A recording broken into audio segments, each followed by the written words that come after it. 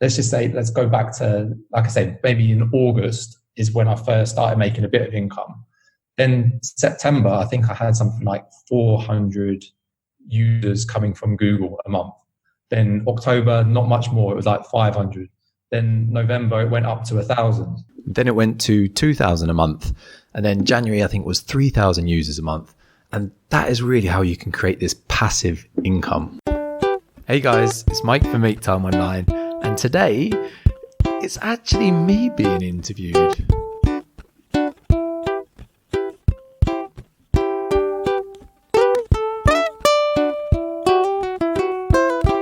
Okay, so you probably are wondering what you're talking about, Willis.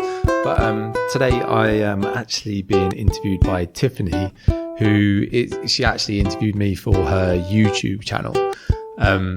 And basically it's just, I thought it was a really good way for me to kind of explain a bit more about what I am actually trying to do and kind of what I've tried to set up over the last 15 months or so, where most people think I'm being pretty crazy.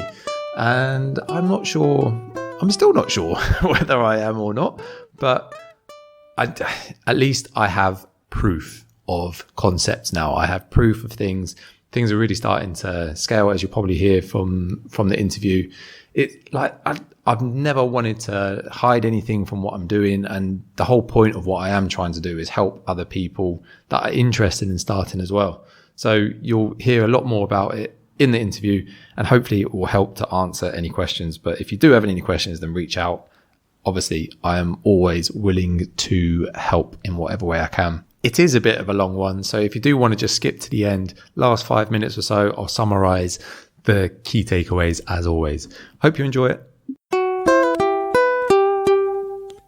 Have you ever wondered what it would be like to transition from your job into an affiliate marketing business? If so, then this interview is going to be really exciting for you, because we'll be talking about how to start an affiliate marketing business and how to transition from your job into an affiliate marketing business. And today I have Mike Beatty with me, and we'll be talking about this because he's recently transitioned.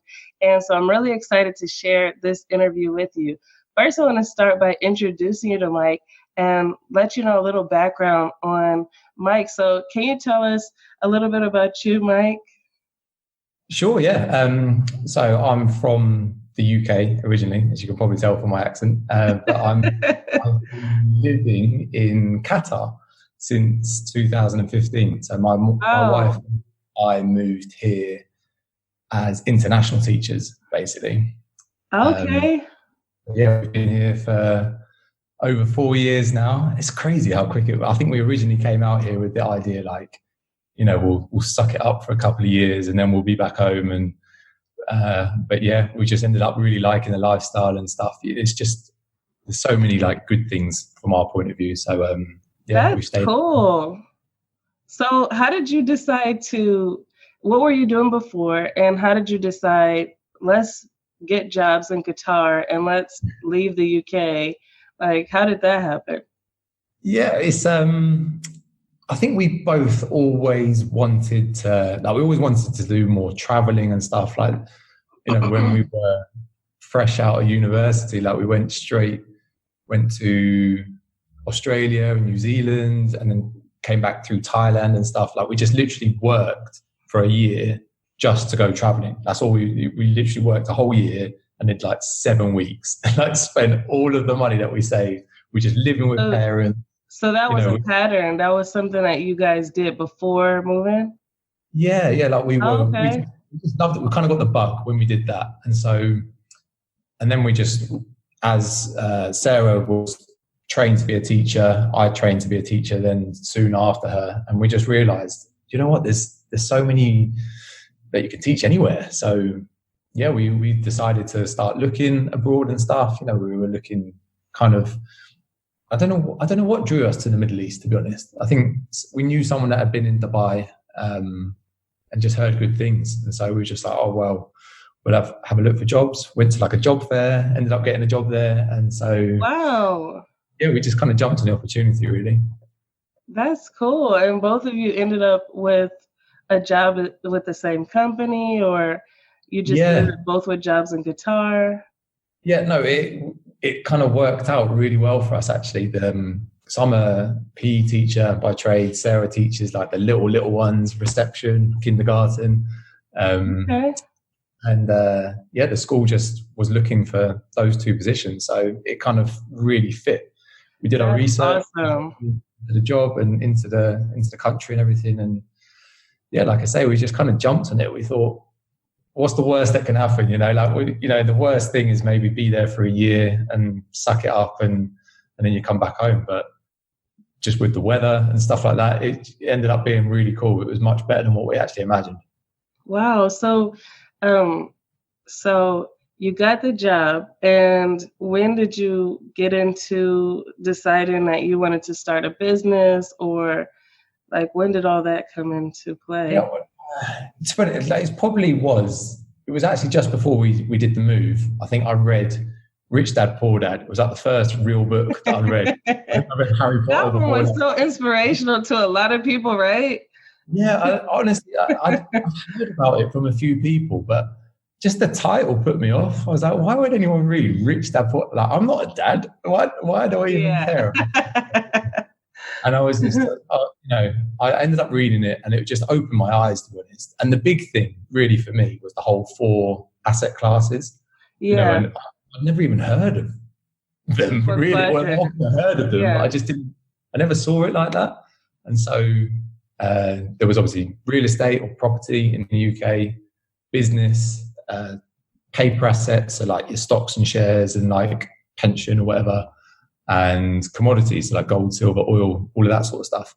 And I realized I wanted to get into all of these things, but I was a teacher in England who literally was getting, I don't know, just over £1,000 like after tax and all the stupid things that you end up paying. I was getting like £1,000 a month, which is, I don't know, $1,500 maybe at the time. It wouldn't be that because of Brexit, but I ended up doing that. And so we decided, like when we were here, we actually ended up doing like some property courses and stuff. So we started, because it was the first time that we'd ever had money that we could actually, like all of the money is tax-free here. So all the money that we were getting was, oh, wow. And like the benefits are crazy compared to England. Like they give you accommodation, they give you everything. The only thing you need to spend money on is food and whatever you want, basically. Okay, I know I deployed there to Qatar, and so I was there for a short period of time, but I didn't have the same experience because I was just on the base, and so I didn't get to actually explore the city much. But you didn't have any language barrier there, or you don't have a language barrier while you're teaching? No, I mean that's the thing. Like everyone speaks English. Everyone that we school is in English and everything, and so it's really hot. Yeah, we didn't. We didn't have to there was hardly any interaction with people that don't speak English, basically. But yeah, in the summer it's crazy hot. But that's the thing is we were a bit concerned about that, but we get 10 weeks off, or teachers get 10 weeks off in the summer. And so we just left Qatar for 10 weeks of the worst weather. So at this stage, it's end of January, and it was like 22 degrees and sunny today. It goes down to like 14. In England, it'd be like -3 at the moment or so, or that's 10 degrees. Cool. That's cool. It's cool that you've made some choices to like lifestyle choices so that you can live the life you want. I know some people may not know about the 4 quadrants and what it talks about in Rich Dad Poor Dad. Can you explain that a little bit more?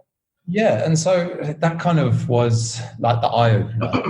Rich Dad Poor Dad didn't give me the whole internet business thing. It just opened my eyes. It was like, right, so I need to get into property. That was like the first thing. So we were making a bit of money, putting money aside, and we were still like traveling and doing some cool stuff as well. Mm-hmm. I was like, right, let's actually learn rather than just buying a standard house in England. Right. Why don't we be smart about it? And so we did some education, we learned more about it, and then ended up going down like a route with like house shares and stuff in England, which we still kind of carry on, but all I'm of our not money. familiar with that. What is house shares? Well, it's called a HMO in England, House of Multiple Occupancy, which is basically like you rent out each room. So it's kind of like is it a duplex or is it more like Airbnb? Well, it's not Airbnb. It's just like in England. I don't know if it's even a thing in America, to be honest. But like in England, particularly as students, you'd rent a house, and each student would rent each room out. Oh yeah, they do that. Like especially college. We do it for more like young professionals. Like that's what ours is suited for. So okay, people that have sort of like come out of college or uni, and then are kind of, they're still not getting like huge amounts of money. They might be working in like a warehouse, or it might be that sort of stuff where they just want a room. They just want a room, and we make it nice. We put like an ensuite in there and do it fancy and stuff, and give them the things that they'd want. So that's kind of what we ended up doing.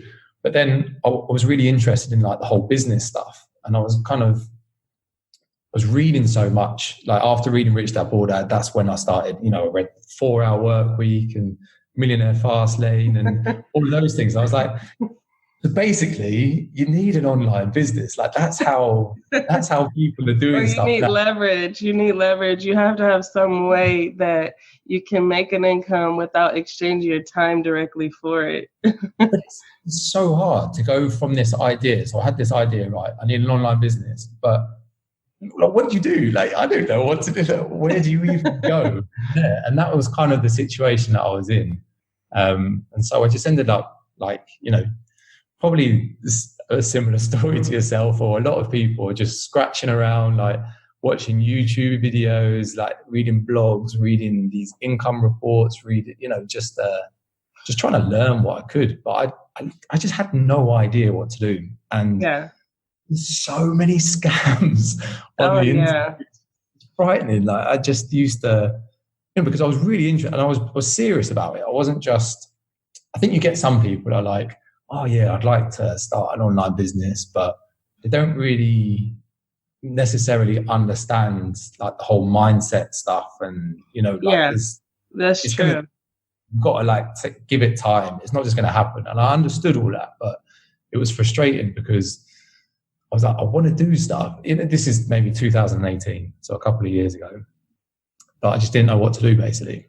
Yeah, so going into mindset, I know that's a big challenge that people have, whether it's starting a business online or starting a business offline. You don't know how long should this take, how much should you invest, what are realistic expectations, when can I get a return on my money? All of these questions are common.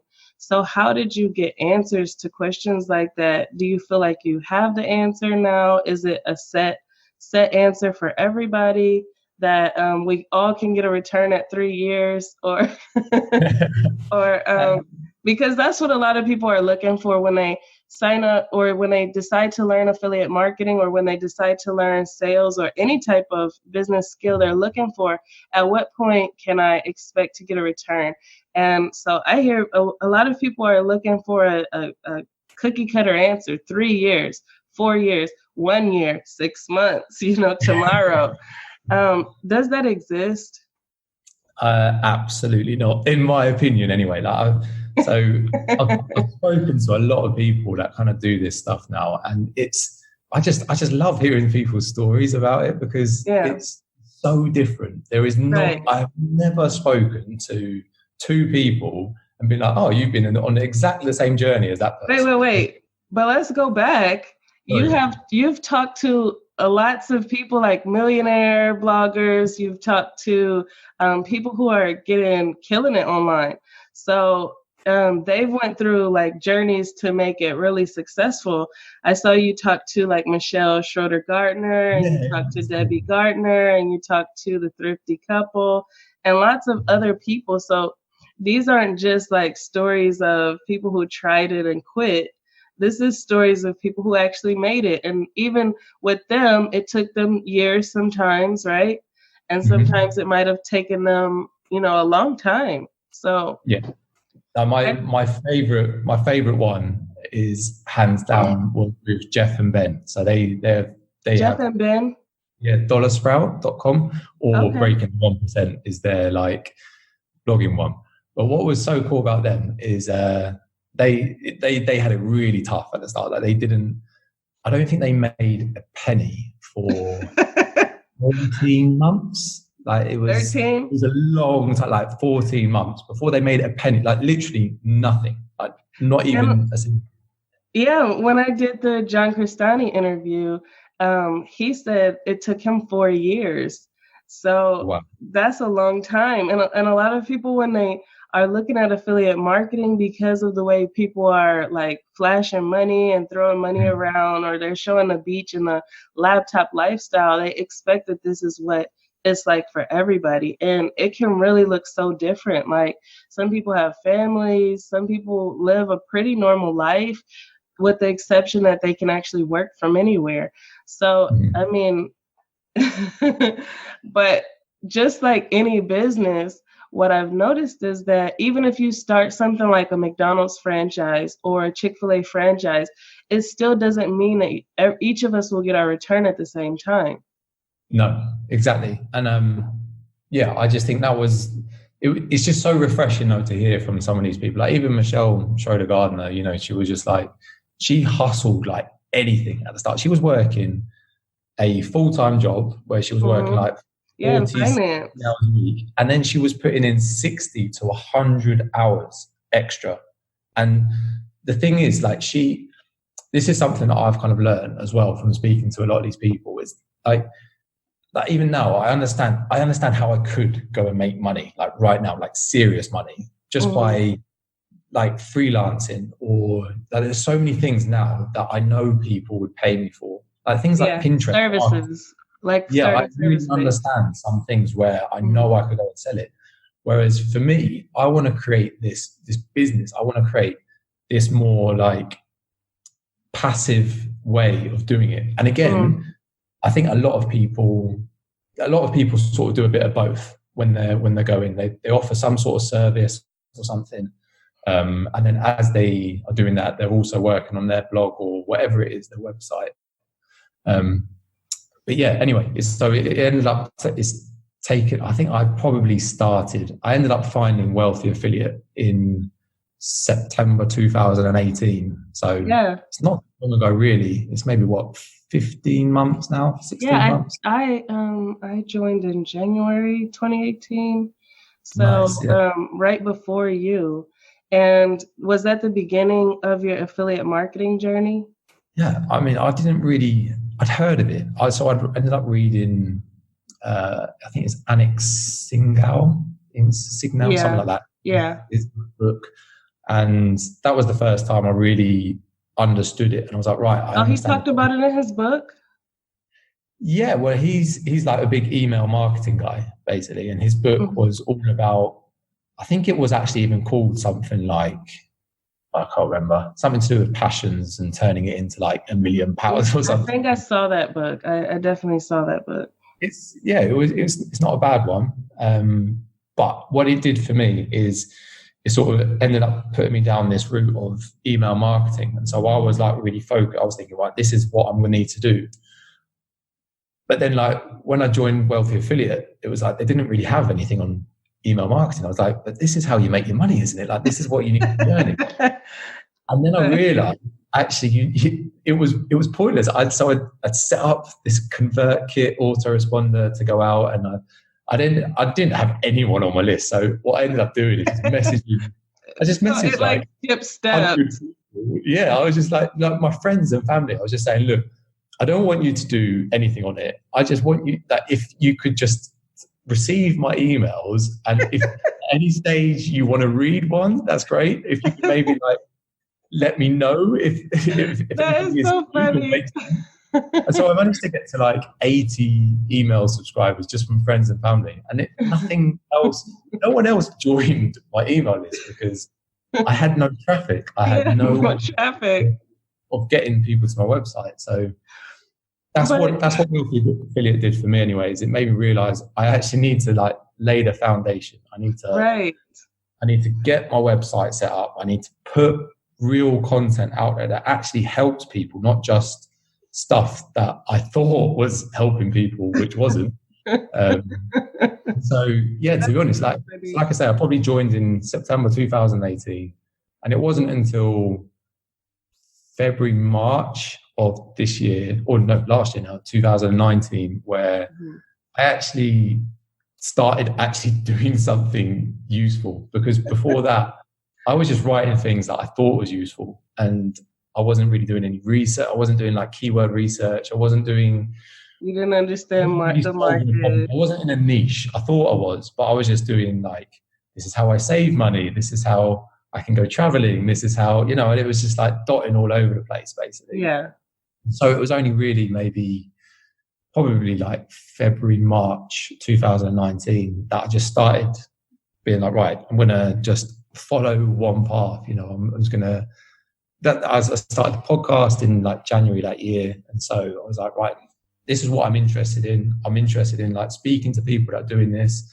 And I just want to be able to share like how people, like normal people, not famous people or rich people, normal people can do. Yeah. So, so you started out, did you start out with any confidence issues, or did you ever wonder, is this going to work? Or did you just think they'll love my emails and they'll probably open it? Like, I don't think the confidence issues ever go away. Like even to some of the, like even like Michelle, who makes like over $1 million a year from her blog, but she's still so humble and still so like, oh yeah, I think she actually even said on the podcast, like, I'm no SEO expert. I don't know. So I'm not going to give you advice on SEO. I know about affiliate marketing, but she's like, there's still so many areas where she's like, I'm not confident in this. And so, yeah, like for me anyway, anyone that ever presents himself on a camera or whatever it is and tells you they know everything about everything that you're going to need to know is either lying or just about to try and scam you and take your money. Because no one, like, even like Kyle and Carson and Wealth Affiliate, no one knows everything, and everyone is still learning. And anyone who claims that they do is just they're after a quick buck, basically. Right. And you hear Kyle and Carson, the owners of Wealthy Affiliate, you hear Michelle Gardner, you hear them say that this internet business is just so many ways to do it. And there's so many skills that can actually make you successful with an online business. But so when we start out, we think, I have to know Pinterest, I have to know Facebook, I have to know SEO, I have to know ads. And you're trying to do everything. And it really doesn't get you anywhere because you're trying to do so many things at once. I know this was my case. I don't know if you ever went through that. But then you learn that you have to, in order to actually make progress, you have to really narrow down on something, master that, and make it work, and then scale. So how did you prioritize which skill was most important to learn first? Like after you figured out email marketing is not the best place to start, and how did you prioritize? Wait, let me go back a little. Both of us are at Wealthy Affiliate. Both of us are coaches there. And I'm sure you've seen people as well as I have who they watch YouTube and they see people who are saying, start a Shopify store, or start out with your funnels, or start out with email marketing, or they're telling you to start in all of these different places that don't bring you traffic or new customers. So then you end up with all of this overhead because you spent so much on product development or service delivery, but you don't have traffic. How did you learn that to focus on something different starting out? Like, how did you learn to prioritize that skill of lead gen first? Yeah, that's a really good question. I think for me anyway, like I say, I didn't need to make money. Like, it's different for different people. like we were sort of saying earlier, like some people genuinely need to make money like right now because they need to feed their family or whatever it is, or put, you know, pay their rent. For me, it like we can, like even now, so even though I'm not working as a teacher this year, but we can live off Sarah's salary. We can live off my wife's salary. Like we and comfortably. Like we don't need to. It's not like it's loads of money, but we've never been like, we don't have expensive tastes, and so for us, like I didn't need to make money. So for me, it's still a case, and it is still the case. I'm trying to build those foundations. I mean, like I only really started making consistent money in maybe like August last year, so August 2019, and then it was only a small amount, you know. It was only like. But you 50. started at 2018, so yeah, 2018 and to 2019, so about a little over a year, right? Yeah, just under. So yeah, I think maybe 11 months. I had the proof of concept though, so this is where I wasn't like just being crazy and quitting my job because. You know, like I'd spoken to so many people for a start, so there's already like enough proof there, and a lot of them like speak to you and like give you some tips and things, which was so helpful. It's just really nice to hear as well from different people. But I had made like affiliate marketing sales, so I'd used Pinterest and I'd got a few sales from that, and even then, you know, getting people on, I still did have like an email list, and I was then starting to get people on email, and you can create these. Call them like funnels or whatever. There's all these fancy words for certain things, but really all you're doing is you're just trying to build a connection with someone and trying to solve a problem.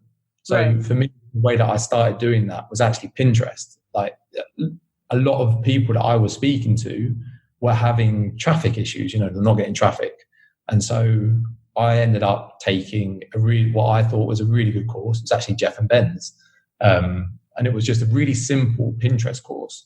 But it was so much better than some of the other stuff that I'd done.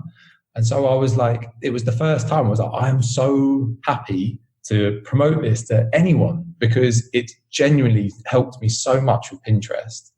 It just like made me understand like how to design your pins, then where to pin them, and just, you know, it kind of had a bit of everything. And after doing that, I started getting traffic from Pinterest. And then I was just like, well, I can share this with people. Like, honestly, I'm not just saying do this course because it's going to give me an affiliate commission.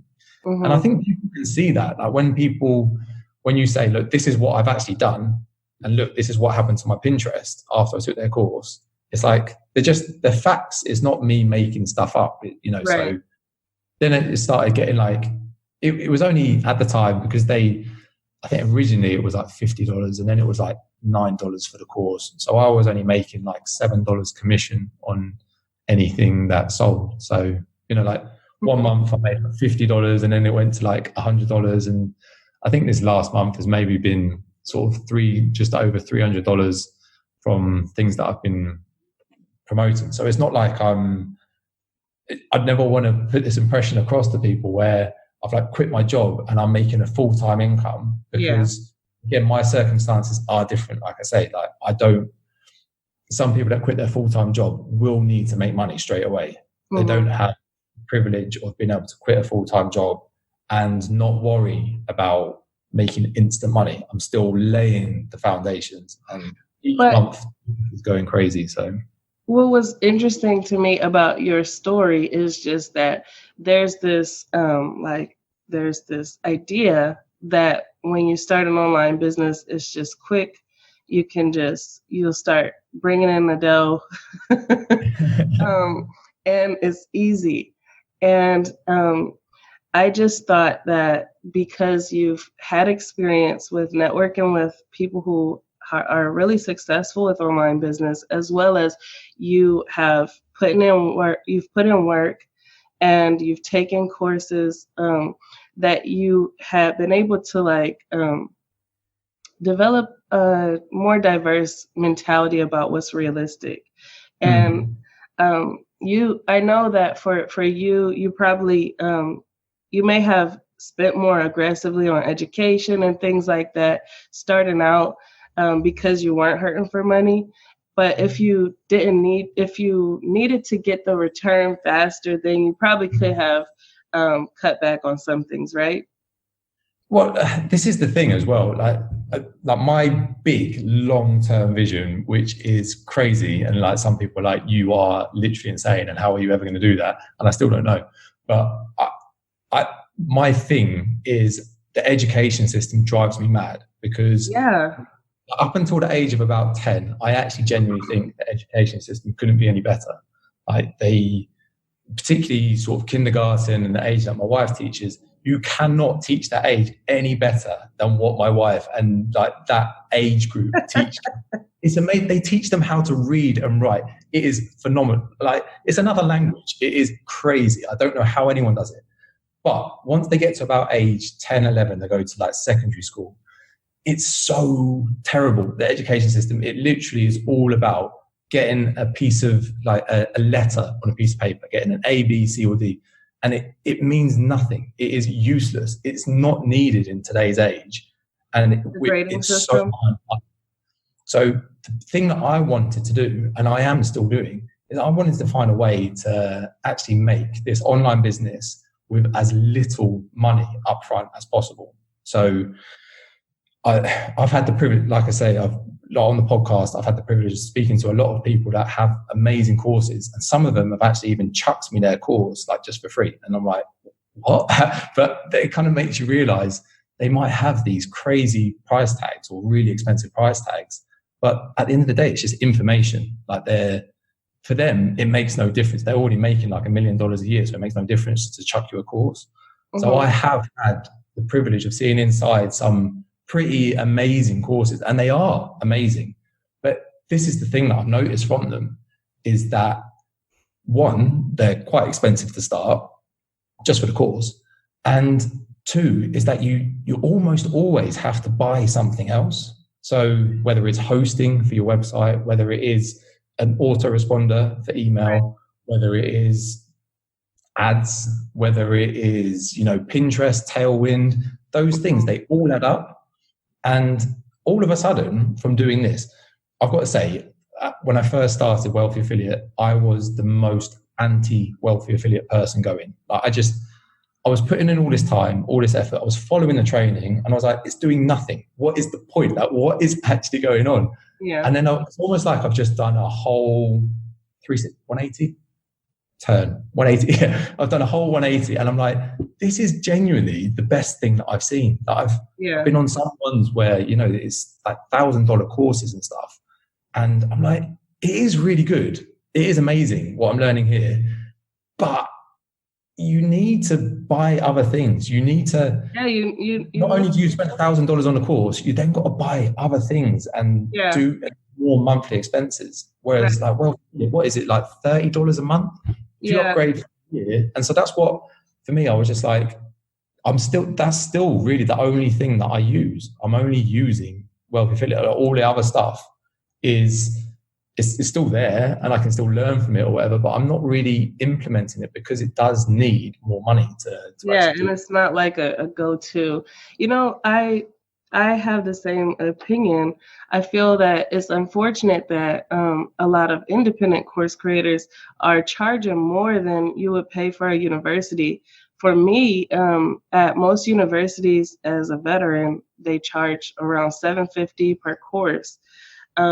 There's so many courses out here that are $1,000 and more, and I don't get a professor, I don't get a degree, I don't have anything really recognizable aside from maybe their clout or their reputation to say that I went through their course. So it's kind of like, I feel that the independent course creators don't seem to be helping the education problem that we have by making that situation. This is my opinion. And so when I do a lot of my reviews, I wish that I really wish that the education system would be improved, and so I infuse that into my reviews a little bit sometimes. And the thing that bothers me most is just that the lack of understanding of the target audience. if it's a startup entrepreneur and we look at statistics and the stats say that most people don't have $1,000 in their emergency fund, right? Yeah. Then I know that the money is coming from, if it's a startup entrepreneur, most of it, the money is coming from their income, like what they use to pay their bills. And if I really want to get education to startup entrepreneurs, then I should price accordingly, understanding that's the stats. That's just understanding the audience. It would be completely different if I was making a course that is saying, I'm going to take you from $1 million to 10 million or from 10 million to 100 million. I can charge completely different for a course like that. But 100%. Charging for startups, like I feel like the course creators are going too far, in my opinion. What do you think? No, 100%. And I think that's the reason why it's, like I say, when I first started with Wealthy Affiliate, I just didn't, I don't know what it was. I didn't feel like it was good for whatever reason. I think I'd already read stuff about email marketing. So I had these preconceptions in my head and I was kind of like, no, it's missing stuff. It's not giving me everything. But the thing is, it's all the secret sauce with email. So yeah, but there's so many people that do training on that stuff. So anything that you want to learn is there. But the step-by-step process, what it's doing is building this foundation. And I know I've probably said that word quite a lot, but the reason that I can confidently say to people, this is what I would recommend, is because I've done it now. Like I am at a stage where, let's go back to, like I say, maybe in August is when I first started making a bit of income. Then September, I think I had something like 400 users coming from Google a month. Then October, not much more. It was like 500. Then November, it went up to 1,000. Then December was 2,000. And now it's 3,000. Sorry, yeah. Can we go back a little bit? Because I know some people who have never tried affiliate marketing and who have watched other videos or other YouTubers that say that you can really make it fast. They might be wondering, why did it take you so long? And the same thing with me. They probably wonder, why did it take them so long? So can you go back to explain what you have to learn, what you have to master, the mindset things that you have to overcome, how you have to practice, and how you have to develop skills before you can actually make money? Yeah, I mean, like I've like we've both said throughout this as well, is that there are different ways to do it. I'm not saying this is the only way to do it, and I would say this is the lowest budget way to do it.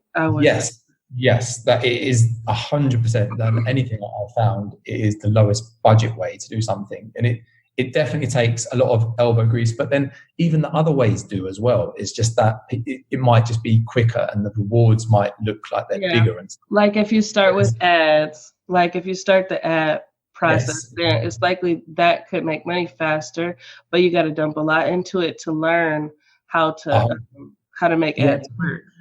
What I've heard from and what I've seen from a lot of people as well is that when they go down the ads route, unless you have got like big deep pockets where you're willing to put money into it and stuff, it's going to burn through money far quicker than what you're going to be able to earn. So it's going to still take months before you actually get there. And I think that is something that I didn't understand, and I think a lot of people don't understand when they're first starting out, is it does take time, it does take practice.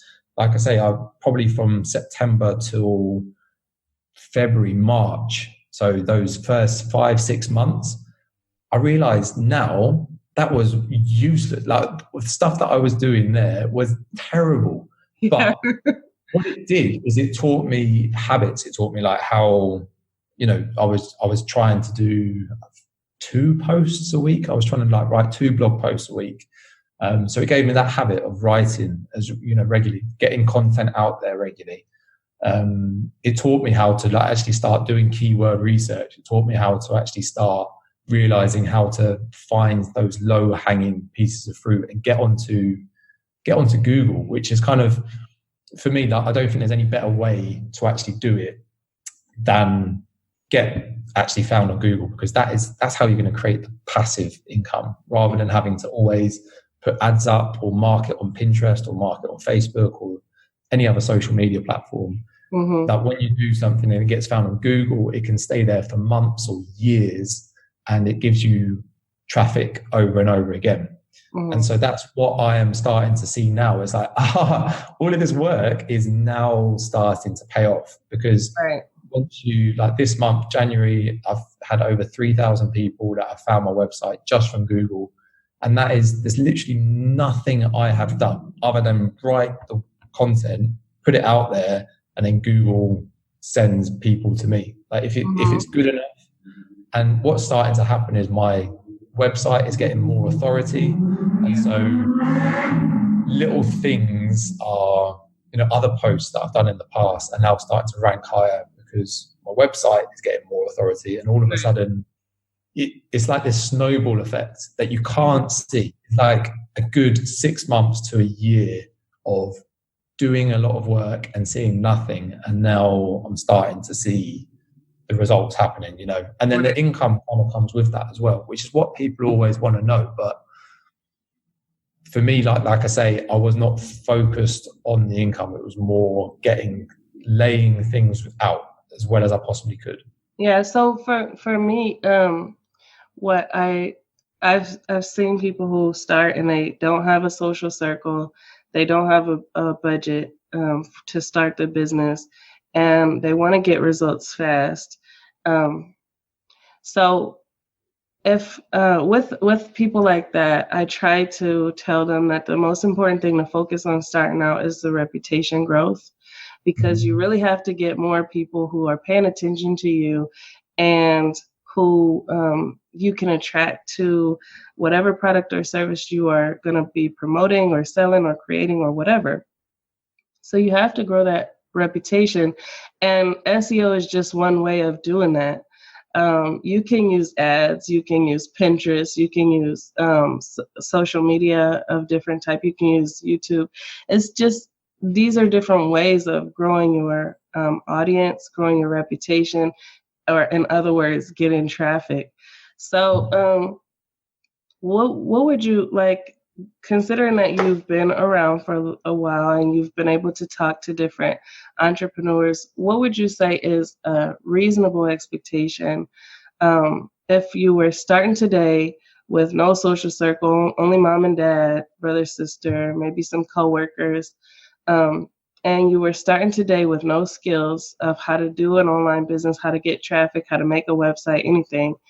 How long do you think would be a good amount of time to just focus on building those skills before you expect revenue?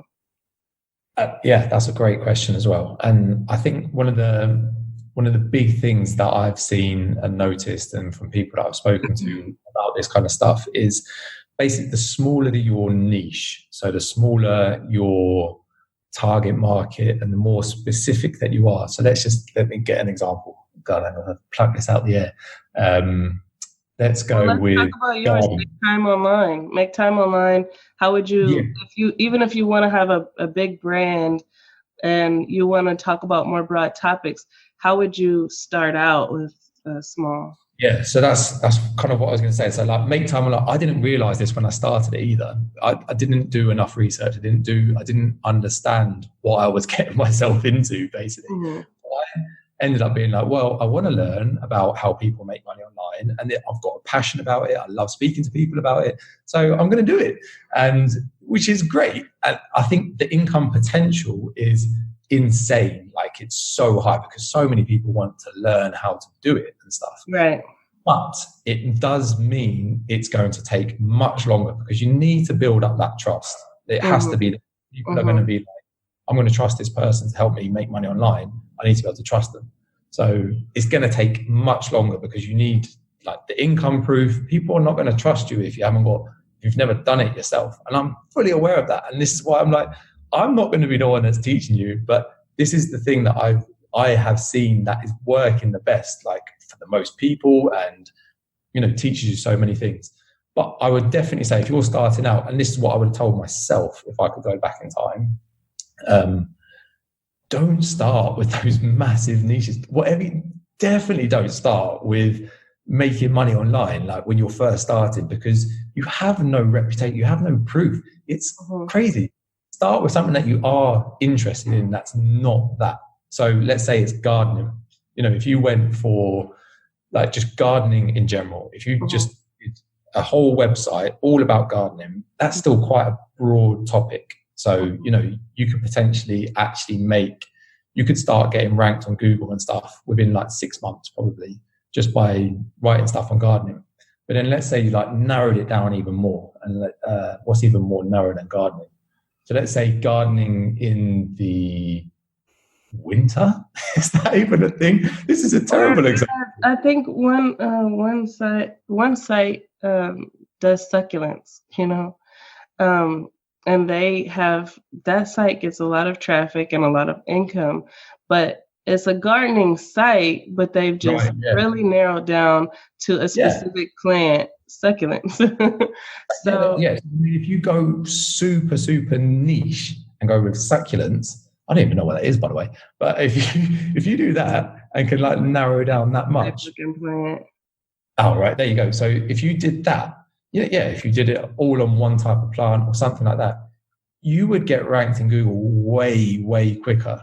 And you become an authority in that thing because there's a lot less people that are going to be searching for that. So the income potential is probably not as high, but it does mean that you'll be able to make money much quicker and like you'll be able to rank and stuff for that much quicker. Yeah, what I've noticed is that the sites who are more broad, that a lot of people are watching and really interested in, are monetizing in different ways or getting traffic from different methods. If you want to get traffic from SEO and you want to monetize with affiliate marketing, then you have to niche down. Even if you decide to do or make money online as the niche, I would say you will want to focus on something like WordPress plugins and maybe even go even narrower than that, where it doesn't require you to have income proof in order to make money in that niche, because it's more about like observing software and giving facts about it. So you still have to learn, be an expert at what you are teaching or doing reviews on or giving information about. But you can still be in a niche or start with a big niche and just I talk about site structure, and basically that's what you're doing. You're choosing a silo to start with. You're choosing a small category to start with. So even if you have a site like mine, I plan to build out an entrepreneurship site. I still should focus on a small topic when I'm starting. I didn't do that either. I started talking about all kinds of stuff. But it's because we're watching people who you're watching entrepreneur.com, and entrepreneur.com might be, they have built their authority already. And also they may monetize a different way than what I'm trying to. And they may also get traffic using different methods than what I'm trying to. You know what I mean? It's unless they're using the same methods or having the same way that they're getting their traffic, the same budget, then you can't do what they're doing. No, yeah, exactly. It's crazy to try and copy those kind of people because it's just it's years. You don't have a team of writers because you don't have editors because if you're starting out by yourself, it has to be. I think just getting that proof of concept was so important for me anyway. Like actually started getting okay, someone's actually paid for something that I've recommended. It's like, wow, that is, I'm sleeping. I wake up and I'm like, wow, I've got got a message or an email or whatever. It's so important if you can do that quicker and be more effective at the start. But the issue is you just don't know what you don't know. Right. And even now, there's lots of people that have joined Wealthy Affiliate and a message and they say how are you getting on and things like that. And they just don't necessarily always ask for help. And that they need help, because I remember I needed help, but I still didn't ask for it when I started. Mm-hmm. Whereas if I just actually reached out and said, look, I don't have a clue what I'm doing. What would you recommend? Like, this is what I'm interested in. And then you can actually get someone that's been through it and understands to like help. Yeah, I know. There's some people who do ask for help, like from me doing the coaching. I have some people who do ask for help, but I have some people who don't, and I know they need it. So what I try to do is message a lot. No, That's my key, because I really want them to know that they can contact me, that they can reach out to me, and that I'm here going through this journey with them. And whatever experience I have is like I'm here to share my experiences, you know. Yeah. So to me, that's something that's really important. When they do come to Wealthy Affiliate, some of the coaches I know are just trying to be affiliates. They're just trying to do the front end sales, get people there. But I'm really concerned about the success rate of the people who I bring, because I feel like long term, I definitely want to grow into like a brand that I can be really proud of. And to me, I can't grow like that if I am recommending things and not committing to the long term success of the people who I recommend it to. You know what I mean? No, yeah, that's amazing. With Wealthy Affiliate, they give you so much opportunity to not just send people there, but to also be a part of their journey and their transformation. So I see people who talk like they say Wealthy Affiliate is, you know, this or that. But to me, it can be different based on who you sign up with, like who's your coach. Because some coaches take responsibility for the success rate of the person signing up with them, and some of them are just like, well, I just was trying to get the sale. And that matters. So yeah. And like I'd like to say as well is like Wealthy Affiliate isn't the only thing out there. Like I have learned there's a lot more very, very good courses and very, very like it's very similar thing. You know, like Income School is a very similar one. Yeah. There are other ones as well where they have they're legit training. You know, like there's good training and like so many. And I think that's sometimes the issue though is that there is so many different ways to do it. But for me, it's always been a case of I want to create a business. I want to create something which can become passive, which like, people talk about this passive income and like it just happened. You put work in and then it starts. That's not the startup phase. I heard the best example is like plant a seed and then, you know, water it, look after it, and then eventually it's going to grow and then it's going to become the tree where you can like just harvest the fruit, but you still have to nurture it, you still have to look after it. But it just means like once it's grown, you know, at the start, the seed needs a lot of nurturing, it needs a lot of looking after. Yeah. Once it becomes a tree, is you know. In my textbooks, like my textbooks from taking entrepreneurship courses, there's one book that I look at, and it has the growth stages of business, and it talks about most startup businesses hit profit at 3 to 4 years. But in that book, it makes it really where you can compare startup business with like parenting. And it's like you start out with this baby who is waking up and is very dependent on you. And as you train it, you know, you get employees, you train the employees, you teach them how to replace you. You make documents, you make your user manual, you make your instructions and your what is it called? Your basically you make all of the documents that govern the business. And by way of putting people in place and putting documentation in place, then you can make a more passive business, you know. But it doesn't start out that way. No, well, actually, just and touching on that. It doesn't matter what my parents did real estate all my life. So I grew up in a real estate business, and a lot of people feel the same way about real estate, that it's just so passive. But there's passive and there's active components of any business, and affiliate marketing is included. I don't think it's ever 100% passive unless you are an investor who is like investing in a business and somebody else is completely like maybe having a big share, you know what I mean? Like how Marcus Lemonis and Shark Tank and them do. They put some equity in a business that's operating. And when you have equity in a business, you don't actually have to work in it. That's completely different. even then, though, they still have an input. Like, that's what they're they do. Like, they have to use their contacts and network, and you just do nothing. So, you're so right. That is the thing about affiliate marketing, is that it doesn't take 3 to 4 years to see profit. Like I'm like 15 months in. I am all profit now. Like everything that I earn is profit, and it's only gone up. Like the last few months, it's gone from like 50 to 100, 150 to 300. And that's just month on month, and it's like it's only going in one direction. You can control your expenses fairly easily. Yeah, I mean, there are no expenses. Once you pay for a year, that's it.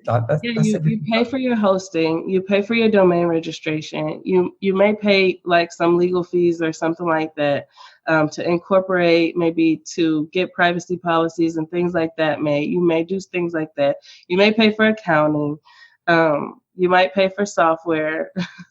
You do have things that you pay for, but you can make a lot of choices. You can cut back. It's not a lot of needs. It's more, once you get to a certain point, it's more luxury. Like you can add more luxury, more ease, more efficiency, and that's where the money goes.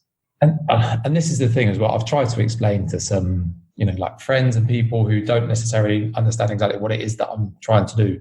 And they're still a bit like, what, you've been working on this for how long? And you're now making $300 a month? And I'm like, yeah. And I'm like, yeah, it's great. And they're sort of like, that's terrible. That is absolutely terrible. But I've tried to explain, I'm almost at a stage now where I'm looking to like completely outsource the writing. Like within the next few months, I'm going to have a full-time writer. And all of a sudden, that just opens you up to do whatever it is whatever other things that you actually need to do. And then the scalability of it over the next year, I just from speaking to different people about it and understanding what is about to kind of happen, it just makes me so excited. It's like, no, but the thing is, I'm actually making profit without doing anything. Like I'm not doing anything like now. I'm still writing, but it's not the things that I'm writing that's bringing me the profit now. It's stuff that I've already written over the last 15 months. So you have a lot of leverage. Because for me, videos and articles that I did maybe last year are the ones that are working now. So I agree. I understand what you mean. I think that there's a lot of leverage that you can have in any business that has a lot of intellectual property, because you turn an idea into something that, like even a trademark or copyright or any of that, when you have those things, then it's like you take something that's inexpensive and you make it valuable. Like Disney. I don't know how much they pay for their logo, but I'm sure as many licenses as they've done, they've got that back several times. You know what I mean? Crazy. Like, just because their name is on something, it has value. So I think that's just a show of how valuable intellectual property can be.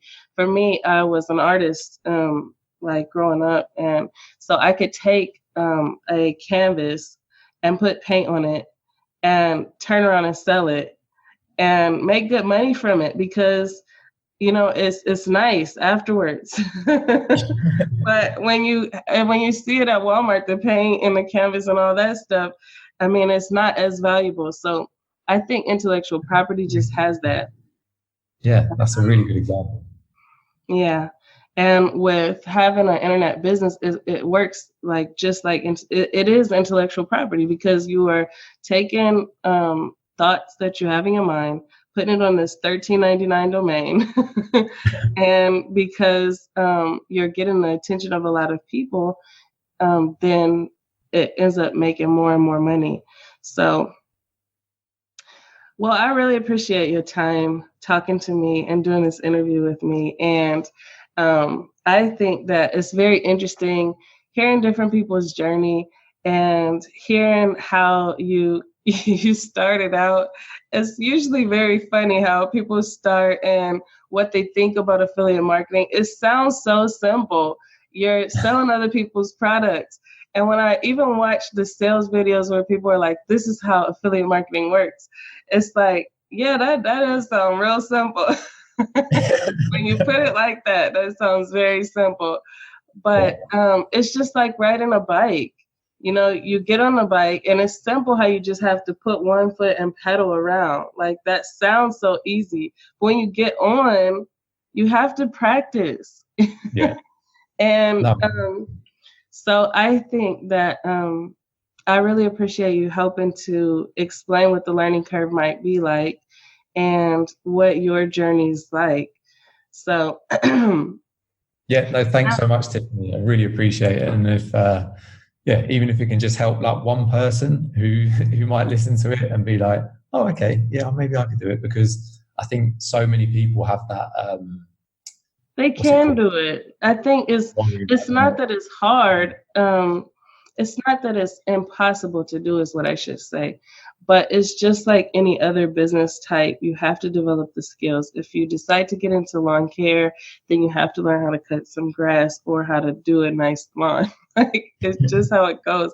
And it takes some time to do that. As an affiliate marketer, you have to learn because we're using mostly internet tools.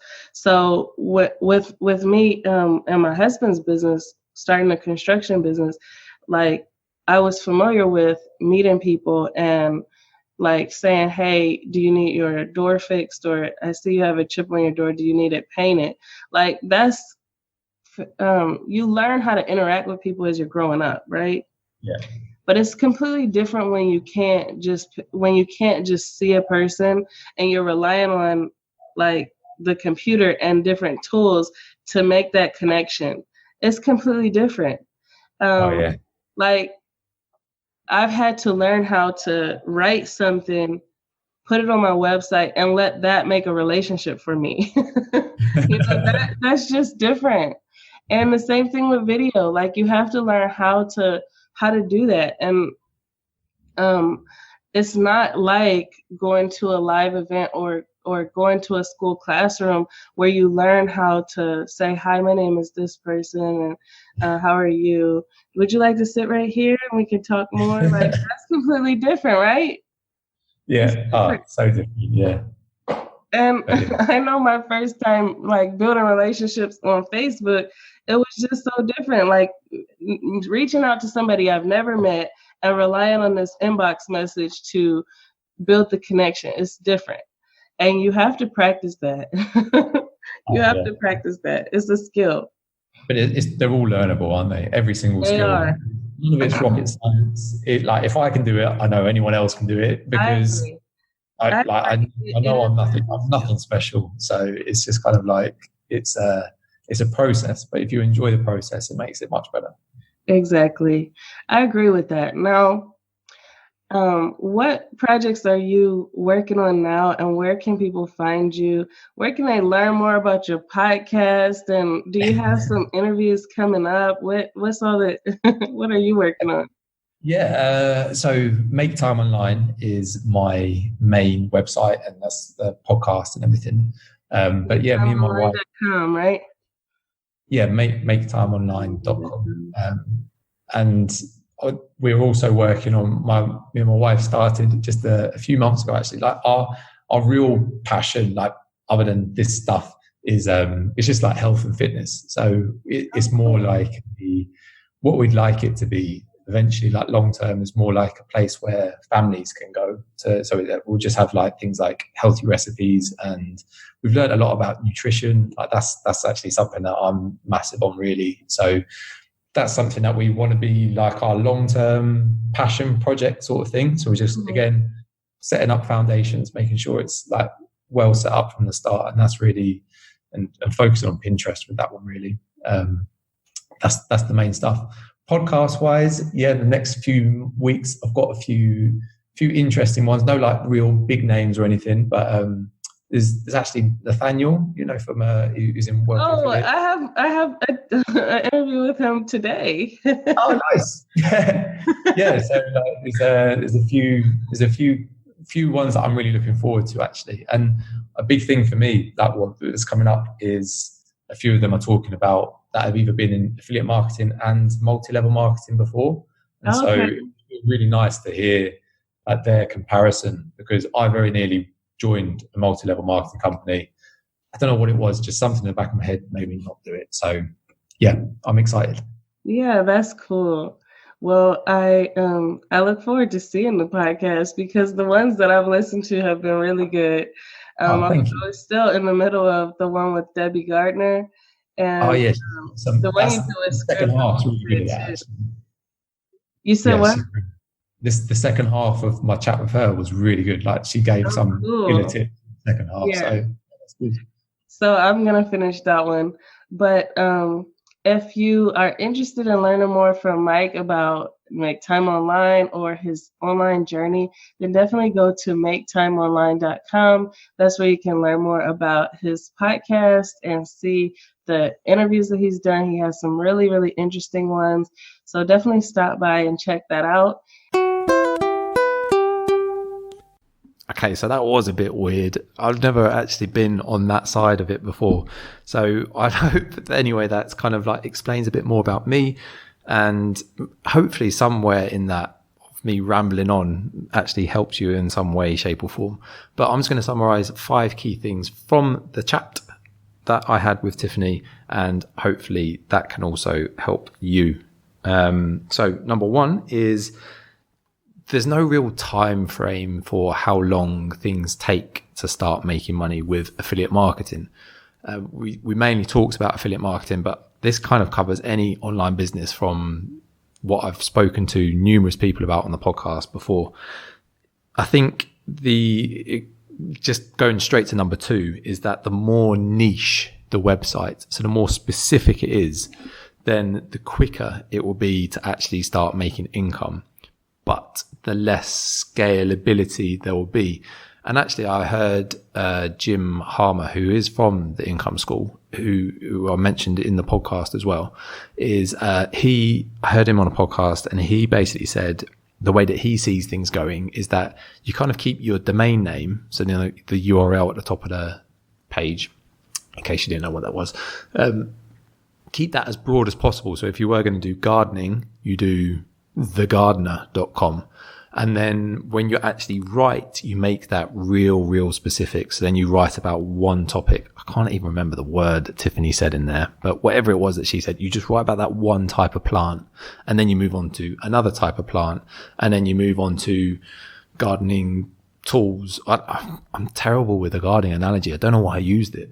I don't know anything about gardening, but that's a way that you could potentially have best of both worlds. You could still scale it eventually, but you would start ranking on Google quicker, and you can find ways to monetize it. Basically, just put a link with whatever it is that you're talking about to whatever. And that is a way that you can make that juicy passive income. Number 3 is that it actually took me 11 months to make any passive, you can't see me, but I'm doing quotes, passive income, because it takes time for your website to actually get ranked on Google and things. And really, I don't think, that there are other ways that you can make it passive. Like ads, you can even make passive. Pinterest, you can make passive. But Google truly is passive, because you write the article once, it gets ranked in Google and stays ranked in Google for a long time. And then if you had an affiliate link, or whether it was to sign up on an email into your opt-in form, and then you have a funnel or whatever it is, it's a way that you make money from doing the work once, and you get paid over and over and over again. And yes, you do need to manage it. You need to water that plant, as I described. But after 11 months of trying this stuff, I managed to make some passive income. Number 4 is that all of the money that I am making now is actually profit. There's no costs. There are costs that I've had, but everything that I've covered all of my costs now. So basically every single month I am making profit, and it's only increased since August. It's not a huge amount, like I explained. I think it's about 300, just over, I haven't worked it out for this month, but just over $300. But in August, I maybe made not even 50, maybe like $30 or something. So it's gone 30, 100, 150. You can do the maths. And then number 5 is the leverage, particularly affiliate marketing, any online business. There's so much leverage. I'm super excited about this next year because I feel like all of the chats that I've had up to now have kind of led me to this point. And if I mess it up from here, then I've only got myself to blame. But yeah, it's starting to happen on Google. As I was sort of explaining, my traffic that I'm getting from Google each month for my main website is going up almost like double every single month. This month, it's been 3,000 people that have found my website just from Google. So that means I literally write the articles and do nothing with it. No advertising, no marketing, no selling, anything. It finds my website, and then I can lead them to something that potentially can solve their problem. I'm solving people's problems. That's the whole point of affiliate marketing. And the problem that Make Money Online is trying to solve is obviously starting an online business with no experience, no knowledge in marketing or anything, and going from complete zero to making income, which I'm now starting to see. So it's kind of one of those things where I have so much more confidence in promoting the things that I have been promoting. So there's been Pinterest courses, there's been random little affiliate things. So like my autoresponder that I use, other people's courses and things, but all of it is now actually becoming like proof. I'm living proof of the things that I'm promoting do work. I had no idea about this stuff in September 2018. Literally nothing. I had business knowledge from books that I'd read, but it was only theory. I had no idea how to do any of this. And that's pretty much it. Hope it helps. I'm going to stop rambling. I will catch you on the next one. Almost forgot to say, if you want to find the YouTube channel, go to Tiffany Domena. I hope I said that right, Tiffany.